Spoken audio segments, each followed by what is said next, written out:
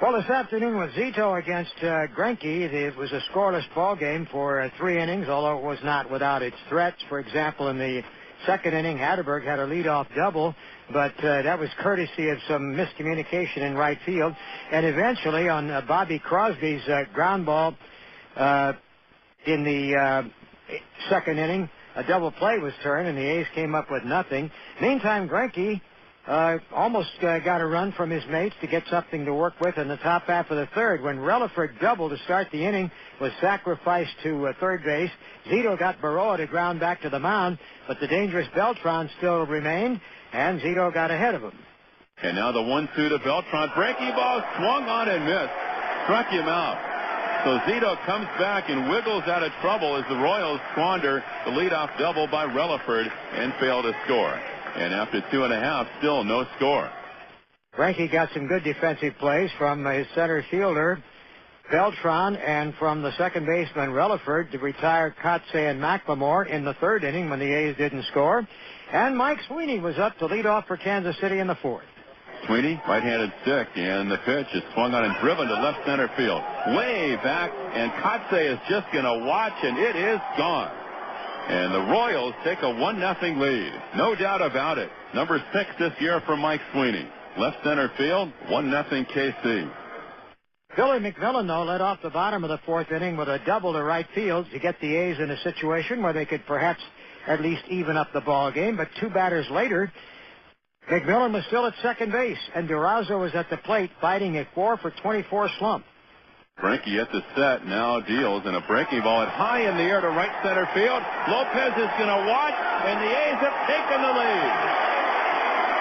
A 2-run bomb to right center field by a Rubiel Durazo, and it is 2-1 Athletics. Number 8 this year for Durazo. A tremendous shot to right center on the first pitch he sees in this bottom of the fourth inning. Brandon Berger opened the fifth inning with a single for Kansas City, but with 2 out, he was still at first base. But with Baroa batting, he stole second base as Zito continued to work to the shortstop of the Royals. Here's the first pitch now to Baroa, and he bounces it to third. Chavez can't make the play. Skidding to his knees, it goes into left field, and here's the tying run in to score. It's a base hit. It was to the left of Chavez, one that a lot of times he's able to flag down. He went into that little left leg skid, but could not come up with it, and it's ruled a base hit. So the A's found themselves in a tie ball game, and Greinke left after 5 innings. And in the fifth, the A's threatened again, and in fact began to get to a point of frustration because with 2 out, Melhuse doubled. Then Burns was hit by a pitch, and McMillan walked. And suddenly there was Greinke getting up in the pitch count into the 80s at a point when he might have been vulnerable. But Eric Chavez, who was already 0 for 2, grounded out to second base, and the A's left 3. They left 2 more in the 6th inning. They left 2 more in the 7th inning, and that began to get to be an old story, and particularly worrisome since the 6th inning proved pivotal for the Royals. As a double with 1 out by Harvey, followed by a walk to Randa, gave them 2 base runners. Zito came back to strike out Santiago, looking, and then Brandon Berger worked the count full.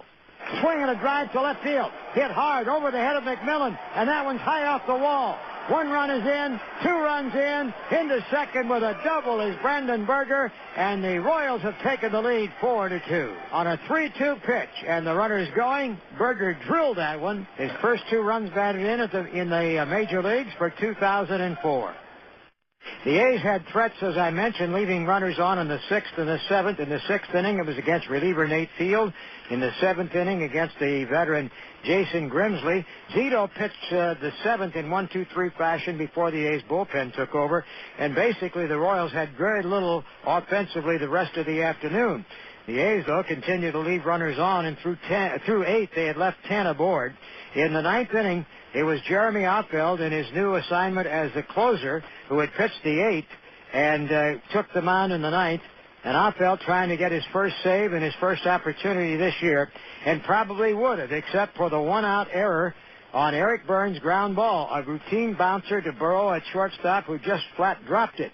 Then after Jermaine Dye, who had sat as a starter today, getting a day of rest, unquote, pinch hit, he popped out to right field for out number 2. And Eric Chavez was the last hope of the Athletics. Schaube at this point 0 for 4 for the day, and Affeldt with a mid-90s fastball and a nasty curve had him in the hole at 1-2. Swung on, hit in the air, left center field. That is deep, very deep, gone! A game-tying Eric Chavez home run with the A's down to their last strike, and we're all even. Bottom of the ninth, 4-4 on Chavez's 11th of the year. And a crestfallen Affeldt fails in his first save attempt of 2004. Fastball out over the plate, and when Chavez is going well, that's his stroke, left center field. And so a day of offensive frustration for the A's third baseman comes to a quick end. Chad Bradford pitched 2 shutout innings in the 8th and the 9th, striking out 3. Arthur Rhodes gave up a hit, but nothing more in the 10th. Meantime, the Royals were using a reliever an inning after Affeldt, and they had, in fact, the A's had 2 walks against Curtis Leskanic in the 10th with only 1 out. Couldn't do anything about that.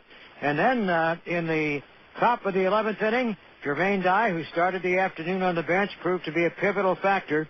After Randa had doubled to start the inning and been sacrificed over to third, Wilkshire, who started the inning, fouled out Berger, this time to Hatterberg. And it was up to Relaford if the Royals were to retake the lead. And here's the 0-2 pitch, swung on a fly ball to right. Dye going back, turning around, nearing the track. He's at the out-of-town scoreboard and makes the catch. Crashes into the scoreboard, falls down on the track with a tremendous backhanded catch. And the inning is over. What a play by Dye. What a homestand defensively for Dye. So the Royals leave Rand at third, and we go to the bottom of the 11th. A's 4, Royals 4. And the 5th reliever, Scott Sullivan, took over in the bottom half after getting Eric Burns. He faced Dye, who lined a shot off the glove of a leaping shortstop Baroa into shallow left field for a base hit. However, Chavez popped up, and at this point, Hatterberg was trying to keep the game alive and not let it go any farther. He singled to center field, and Dye raced around to third. After Durazo took ball 1, Tony Pena, the skipper of the Royals, elected to walk him intentionally and fill him up and let Sullivan and Bobby Crosby decide the issue. And now the 0-1 pitch on the way. Swung on, bounce up the middle, back a second, back in by Relaford. His long throw to first is not in time, and the A's have won the ball game. An infield single for Bobby Crosby in the 11th inning. The A's have beaten Kansas City 5-4, and it's number 3,000 in the history of the Oakland A's franchise. Bobby Crosby with the bases loaded and a great try by Relaford. Going back a second, backhanding the ball. A close play as far as Crosby hustling down the line, beat the throw. The 3,000th win for the Oakland A's since the A's moved to Oakland for the beginning of the 1968 season, and it comes on Reggie Jackson Day at the Coliseum. In 11, the A's 5 and the Royals 4.